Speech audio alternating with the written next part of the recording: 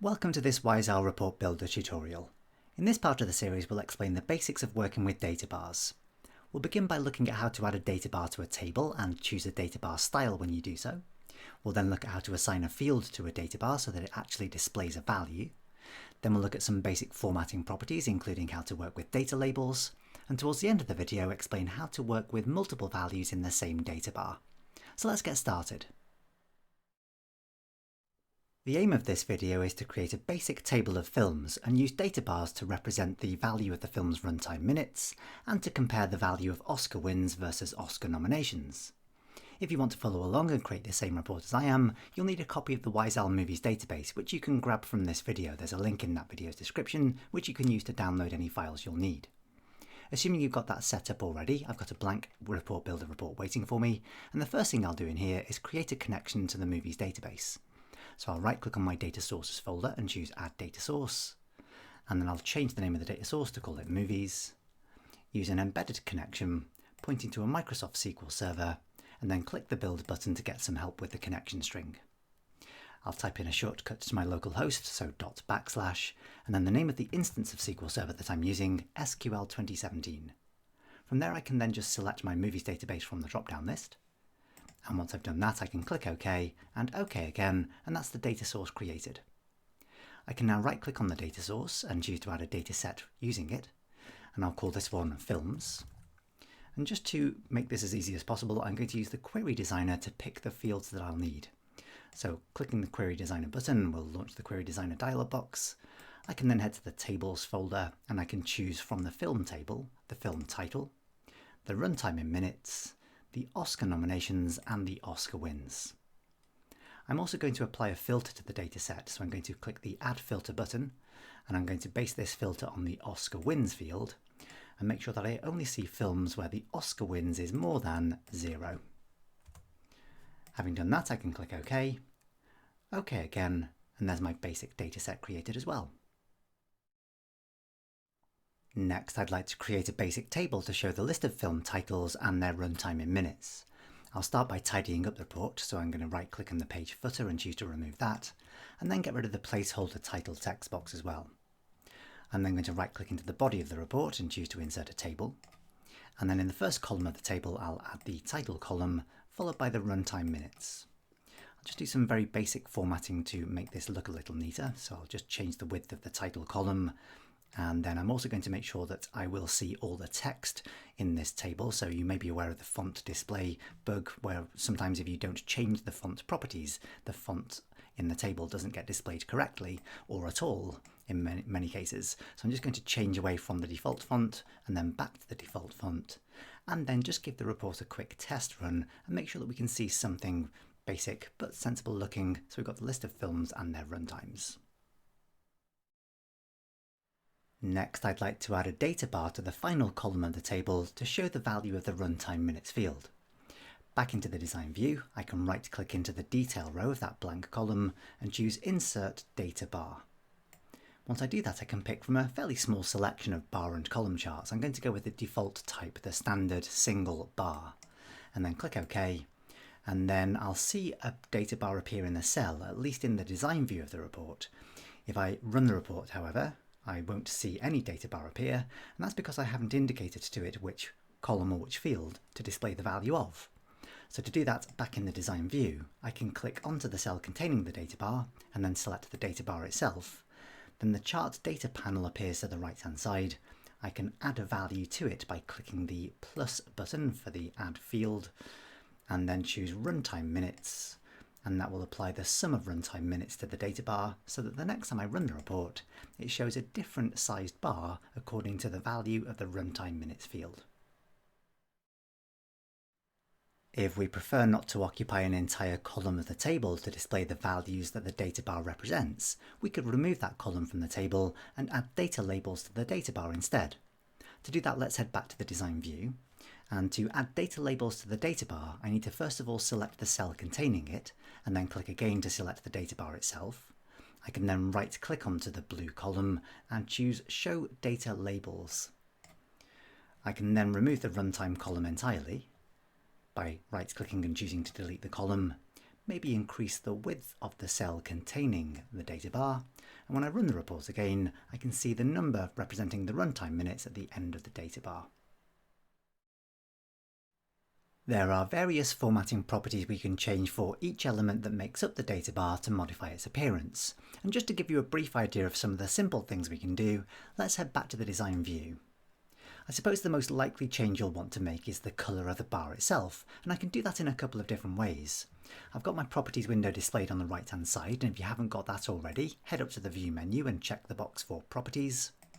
And if I click on something in the report, as always, the properties window shows you the properties of the thing you've just selected.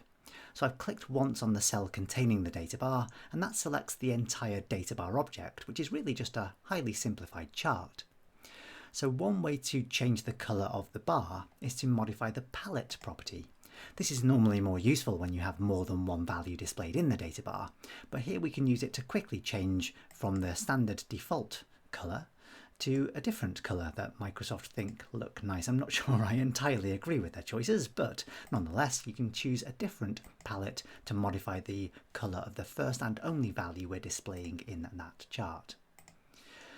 If you want a little more control over that, you can select the series, the individual bar itself, by clicking once again on the coloured bar, and that will display the runtime minutes series in the properties window. It also exposes the chart data panel, and you could have selected runtime minutes by selecting that in the chart data panel as well.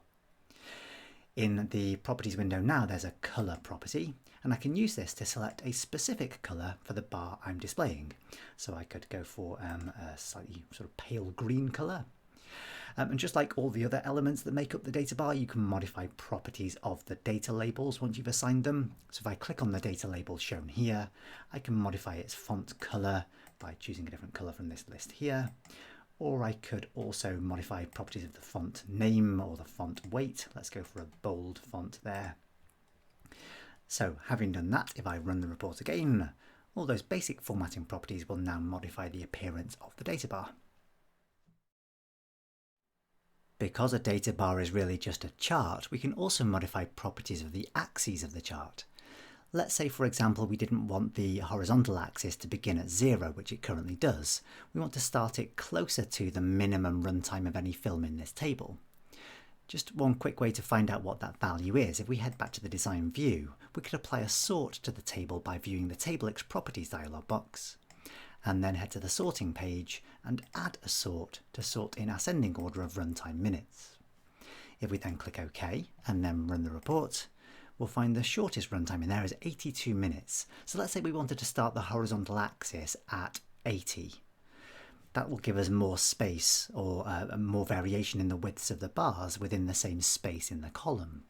So if we head back to the design view, I can right click on the cell containing the data bar and choose to view the horizontal axis properties dialog box. Once I've done that, I can find the minimum value and then change that to 80, click OK, and that will, when I run the report, show me a smaller bar for the values closer to 80 and a much larger one for values further away from that. You do have some limited control over where to draw the data labels on the data bar. You can see that by default they try to draw themselves to the outside of the right hand side of the bar, but when there's not enough space the labels switch inside the bar to the right hand side. To modify the position of the data labels isn't quite as obvious as it could be. I'm going to head back to the design view and then select the cell containing the data bar and then click once again inside that cell. Now sadly my data bar isn't quite long enough anymore to select physically in the cell, so I'm going to click on the runtime minutes field in the values box of the chart data panel. If I scroll down the properties window, I'll find the labels section and the label subsection in there. If I expand that, there's a tempting looking property there called position, which is set to auto by default. If I click on the drop down arrow, it doesn't actually matter what I pick from this list, it actually has no effect on these data bar labels. If I choose center, for example, to try to draw the label inside the center of each bar, if I run the report, even when the bar is long enough to draw the data label inside, it does absolutely nothing whatsoever. So to make this work, back in the design view, I'm just going to undo that single change I've made, and then I can select my runtime minutes field from the chart data panel again, And this time, rather than going to the label section, I'm going to find the custom attributes section in the general category of the properties window. If I expand that, I've got a bar label style. And if I find the option there that says outside currently, I don't have quite as many options as the label property. I've got basically outside or inside to the left, center, or the right of the bar. So I'm going to choose center again, and then I'll run the report. And when the bar is wide enough to display the data label inside, it will be drawn in the center of that bar.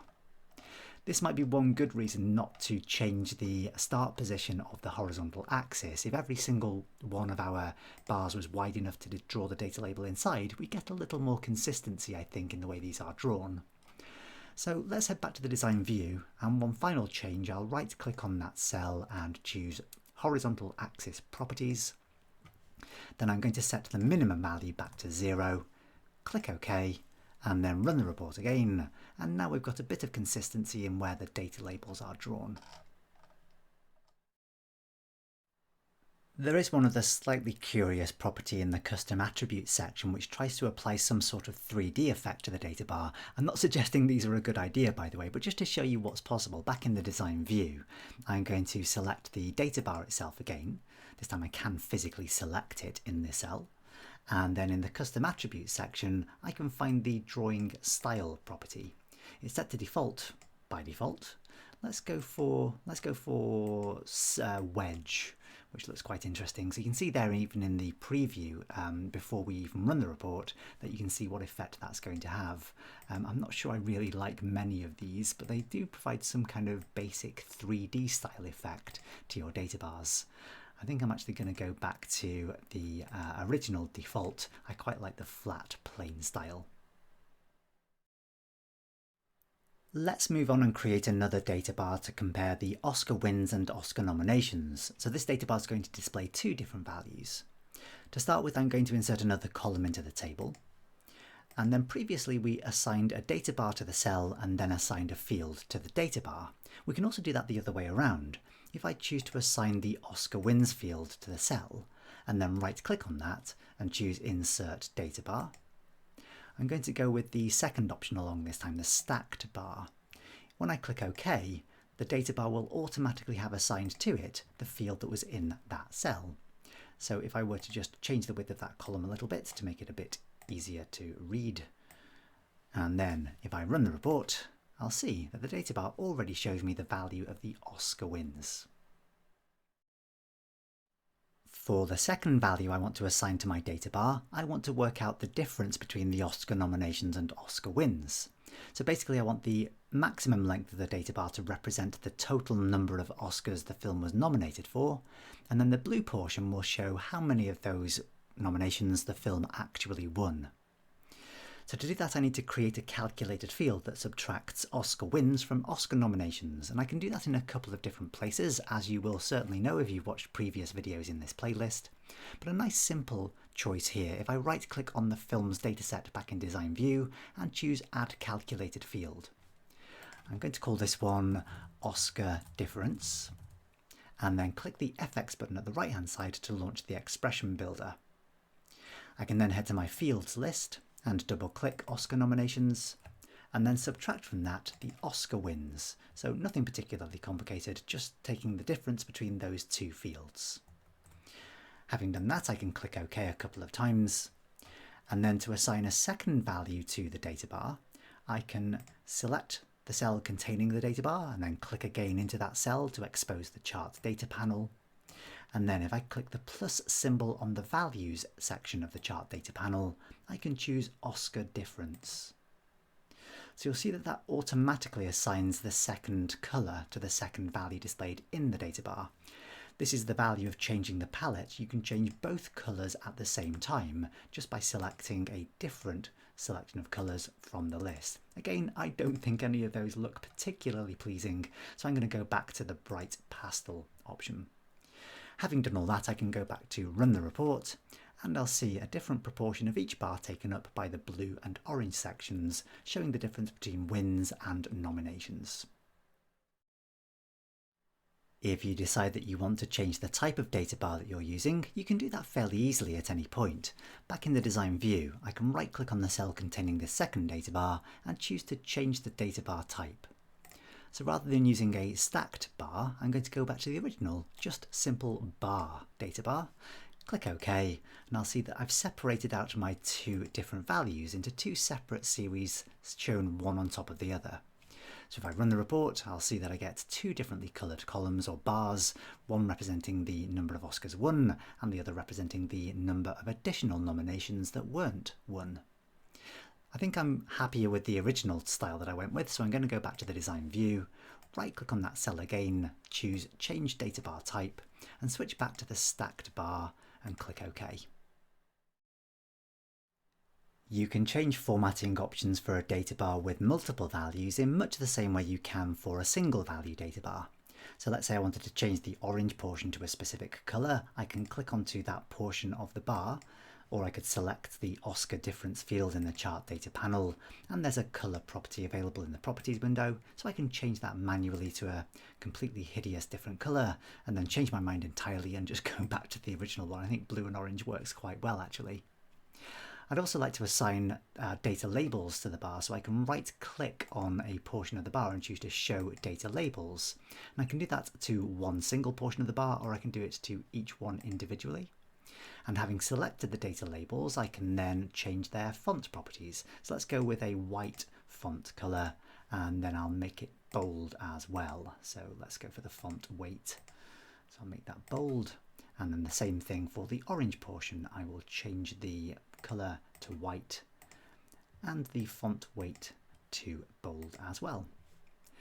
I'm just going to modify the column headings of that table at this point. So Oscar wins versus total nominations. And then I'm going to assign the title run time minutes to the original data bar column. So having done that, with enough space to display everything I want to see, if I run the report, we've now got a couple of different data bars showing the combination of Oscar nominations and Oscar wins. Now you might have noticed a slightly odd effect of adding the data labels to both portions of the bar. When the Oscar difference value is 0, the data bar still tries to display that label even though there's no bar to display it on.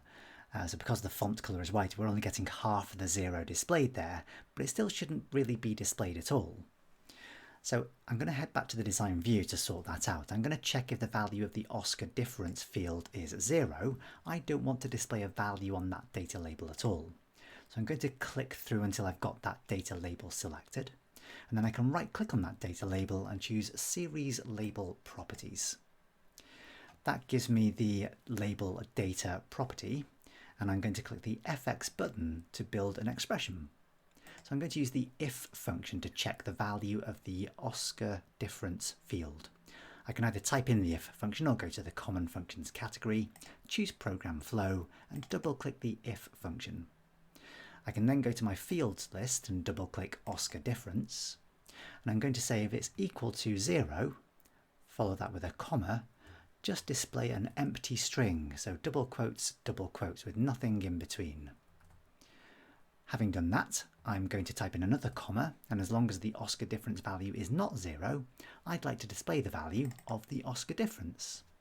I can then close the round brackets, and that's the entire expression created. Having done that, I'm going to click OK. That tells me that I can't assign an expression or a specific value to my data labels unless I also set the use value as label property to false. So you can hopefully see there in the properties window that that's currently set to true. If I click yes, that will automatically change that property and allow me to use my expression for my data labels. And you can see that that's changed now in the design view to say expression or EXPR. So having done that, if I run the report again, I should now see that I only see the numbers on the orange portion of the bar when there is an orange portion to be displayed. Just to complete this table, I'm going to change the sort order to sort in descending order of Oscar nominations followed by descending order of Oscar wins, just to get a slightly more pleasing effect from the final table. So back into the design view, I'm going to select the table and then right click onto one of the grey boxes around the outside to view TableX properties. And then on the sorting page, I'm going to change the first sort level to go in descending order of Oscar nominations, and then add a second level to sort then by Oscar wins, also in descending order.